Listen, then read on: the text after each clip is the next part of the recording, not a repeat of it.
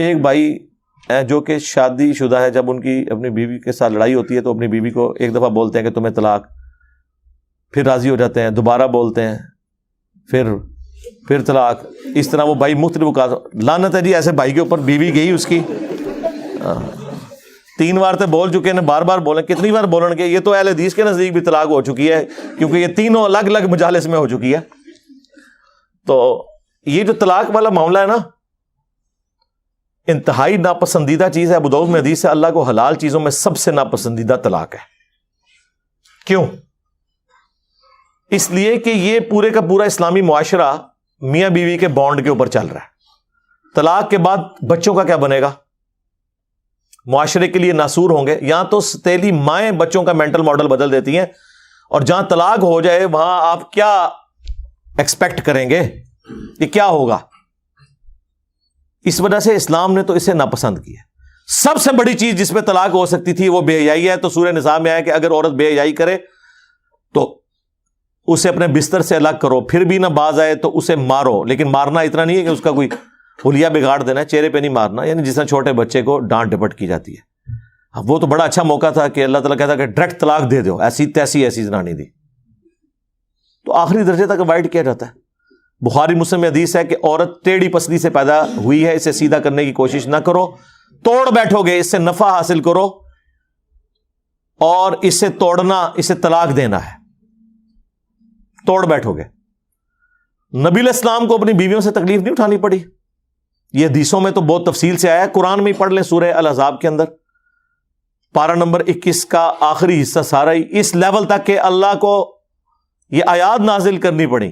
اے نبی اپنی بیویوں سے فرماؤ کہ اگر تم دنیا کا مال اور دنیا کی عیش چاہتی ہو تو آؤ میں تمہیں دے کے تو طلاق دے دیتا ہوں، اور اگر تم اللہ، اس کا رسول اور آخرت کا گھر چاہتی ہو تو اسی مفلسی کی حالت میں میرے نبی کے ساتھ فقر کی حالت میں گزارا کرو. تو یہ تو عورتوں سے تکلیف تو اٹھانی پڑتی ہے. بخاری مسلم میں حدیث ہے، نبی علیہ السلام نے فرمایا کہ عورت کی حالت ایسی ہے کہ پوری زندگی تم اس کے ساتھ حسن سلوک کرو، اور کبھی ایک دفعہ کوئی تکلیف اسے تم سے پہنچ جائے تو یہ کہتی ہے جب سے تیرے عقد میں آئی ہوں نا سکھ کا ایک دن نہیں میں نے دیکھا. یہ بخاری مسلم دونوں میں حدیث ہے، اور یقین کریں اس کا تجربہ بارہا ہم خود بھی کر چکے ہیں. اور جب تجربہ ہوتا ہے تو غصہ نہیں آتا، بس نکلتا ہے صدق رسول اللہ صلی اللہ علیہ وآلہ وسلم. آپ رسول اللہ کو یاد کیا کریں، حضور کی حدیث یاد کیا کریں، نبی علیہ السلام کو جو تکلیفیں اپنی بیویوں سے پہنچی انہیں یاد کیا کریں، تو آپ کو صبر آ جائے گا کہ میں تو شاہی کوئی نہیں. ہاں یہ ہر جگہ فٹ ہوتا ہے، میں تو شاہی، تسی بھی شاہی کوئی نہیں. ٹھیک ہے نا؟ کمپرومائز کریں. مسلم شریف میں حدیث ہے شیطان کا تخت پانیوں پہ لگا ہوا ہے. شام کے وقت سارے چیلے آ کے اسے رپورٹ کرتے ہیں، آج فلاں گناہ کرایا، فلاں سے چوری کروا دی، فلاں سے فلاں کام کروایا. خوش نہیں ہوتا. ایک چیلا آگے کہتا ہے آج میں نے میاں بیوی کے درمیان جدائی کروا دی ہے، تو شیطان اسے گلے لگا کے ملتا ہے اور کہتا ہے تو نے اصل کام کیا ہے. جس نبی کی یہ تعلیمات ہوں اس کے ماننے والے روٹی صحیح نہ پکنے پر، سالن میں نمک کم ہونے کے اوپر غصہ کھا کے طلاق دیں تو لعنت ہے پھر ایسے لوگوں کے اوپر جو اپنے نبی کی تعلیمات کو پش دکھائے بیٹھے ہوئے. یہ تو نبی علیہ السلام نے تو باقاعدہ تلقین کی. بخاری مسلم میں حدیث ہے میں اپنے بعد سب سے بڑی آزمائش مردوں کے لیے عورتیں چھوڑ کے جا رہا ہوں. یہ اسپیسیفکلی میاں بیوی کے ریلیشن شپ کے اعتبار سے تھا. مسلم شریف میں حدیث ہے کوئی بھی مؤمن اپنی مؤمنہ بیوی کے ساتھ بغض نہ رکھے. مسلم شریف میں ایک اور حدیث ہے کہ دنیا برتنے کی جگہ ہے اور سب سے بہترین سرمایہ نیک بیوی ہے. نیک بیوی سے مراد مطلب آپ کیا سمجھ رہے ہیں کہ کوئی آئیڈیل ظاہر ہے؟ آپ کیا ہیں؟ یہ دیکھیں نا، لوگ اپنے آپ کو دیکھتے نہیں ہیں. اور وہ لوگ جو لڑکیوں کے کالجز کے باہر اسلامی بہنوں کی خدمت کے لیے کھڑے ہوتے ہیں، ان سے بھی آپ ذرا پوچھیں نا کہ یہ جو عورت ہے اس سے تو شادی کرے گا جس کے پیچھے باہر ہو گئے گا. لعنت بھیجو، ایسا نہیں رانی منو چاہیے. بدماش سے بدماش لوگ جی، کیسی ہو جی وہ 5 وقت نمازی ہو جی، وہ نقاب کرتی ہو جی، پردہ کر دے. تو کیا کرنا ہے؟ ہاں جوڑے تھے پھر اسمانہ تے بڑے نے لب جائے گی تیرے نال دی تنو. تو یہ دیکھیں کہ آپ جو حرکتیں کرتے ہیں نا, اس کے بعد آپ یہ ایکسپیکٹ نہ کریں کہ آپ کے ساتھ وہ والے معاملات نہیں ہوں گے. آپ جس طرح کے ہیں آپ کے ساتھ ویسا ہوگا. کوئی ایکسیپشن بھی ہو سکتی ہے, لیکن اوور آل یہ جو قرآن کا رول ہے نا کہ نیک مردوں کے لیے نیک عورتیں ہیں, بدکار کے لیے, یہ رول ہے. ویسے آپ کو بظاہر نظر نہیں آ رہا ہوتا, لیکن میں آپ کو بتاؤں یہ جو جوڑے بنے ہوئے ہیں نا اور اتنی کامیاب زندگی گزار رہے ہوتے ہیں, ان میں واقعی کوئی کامن چیزیں ایسی ہوتی ہیں کہ جس کی وجہ سے وہ اکٹھے اپنے ساتھ زندگی گزار رہے ہوتے ہیں, برائی میں ہو یا اچائی میں ہو, یہ الگ بات ہے. یہ اللہ نے کوئی حالات و واقعات ایسے بنائے ہوئے ہیں. تو ان معاملات کو خوش اسلوبی کے ساتھ, میں کہتا ہوں جی شادی شدہ مرد کا کام ہی کوئی نہیں کہ اس کی زبان پہ کبھی طلاق کا لفظ بھی آئے. یہ سمجھ لیں طلاق کو آپ ایکویلنٹ کر لیں شرک کے, کہ یہ آپ نے تصور بھی نہیں کبھی کرنا. یار آپ کو کیسے سمجھایا جائے ابو داؤد کی اس حدیث کے اندر کیا درد ہے کہ اللہ کو سب سے ناپسند حلال چیزوں میں طلاق ہے. ابھی کتنی کنٹراڈکٹری سٹیٹمنٹ ہے بظاہر, لیکن میں ایکسپلور کرتا ہوں اسے. سب سے ناپسند طلاق ہے. اس سے اللہ تعالیٰ کی ناراضگی کا ذرا اندازہ کر لیں. اور لیکن ساتھ کا حلال, حلال اس لیے کہا کہ بعض اوقات جینون ضرورت پڑ جاتی ہے. کوئی مرد ایسا ہے جس کے ساتھ کوئی میڈیکل ایشو ایسا ہو گیا ہے اور دھوکے سے شادی کروا دی ہے, اور مرد ہے ہی نہیں تھا, تو ظاہر اب طلاق والا معاملہ ہوگا.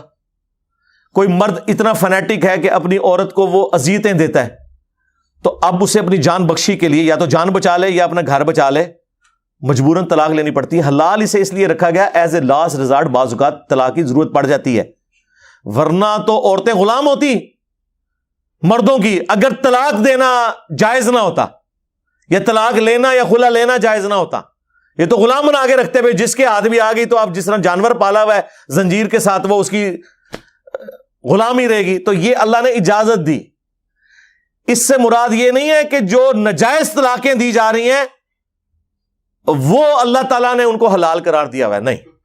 جامعہ ترمذی میں حدیث ہے, جس عورت نے بغیر وجہ کے طلاق لی جنت کی خوشبو بھی نہیں پائے گی. اسے وائس ورثہ بھی کر لیں. ہاں, یہ نہ سمجھے کہ یہ عورت کے لیے ہے.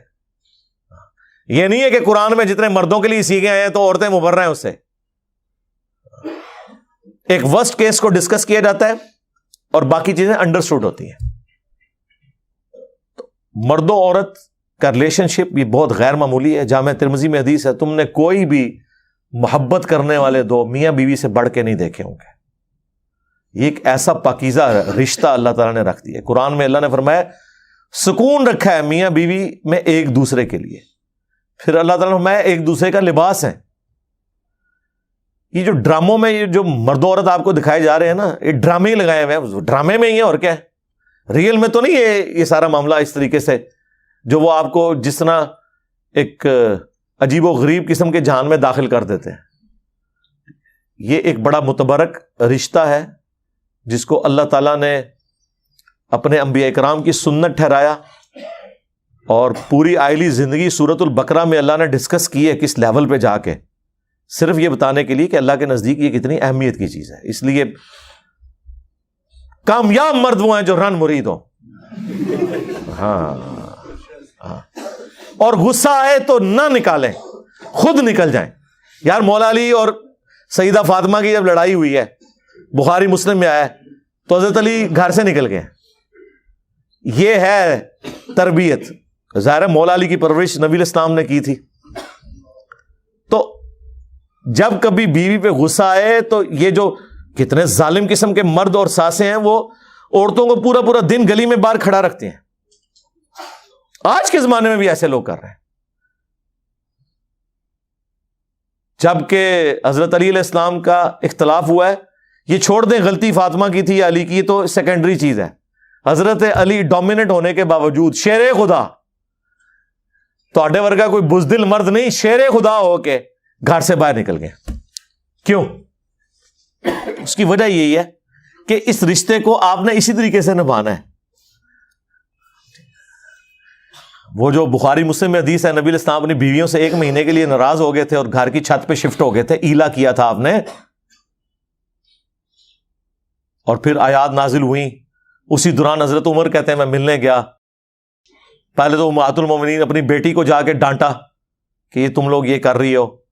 پھر حضور کے پاس آئے اور کہتے ہیں میں نے کوشش کی کہ بھئی حضور کو ہنسانے کی کوشش کروں, اور جب میں چھت پہ چڑھا تو ایک کونے میں چھوٹا سا مشکیزہ لٹکا ہوا ہے, ایک چٹائی پہ حضور لیٹے ہوئے ہیں, اوپر بھی چادر کوئی نہیں, صرف تہمت باندھی ہوئی ہے.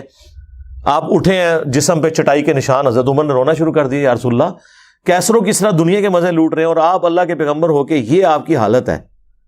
آپ نے فرمایا لگتا ہے عمر ابھی بھی دنیا کی حقیقت تم پہ نہیں کھلی, کیا تم اس پہ راضی نہیں ہو کہ کیسر و کسریٰ دنیا کے مزے لوٹیں اور ہم آخرت کی سعادت.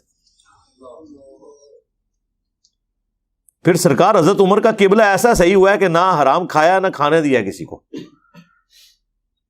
اس طرح سٹرکٹ مینجمنٹ انہوں نے رکھی ہے اپنے دور میں.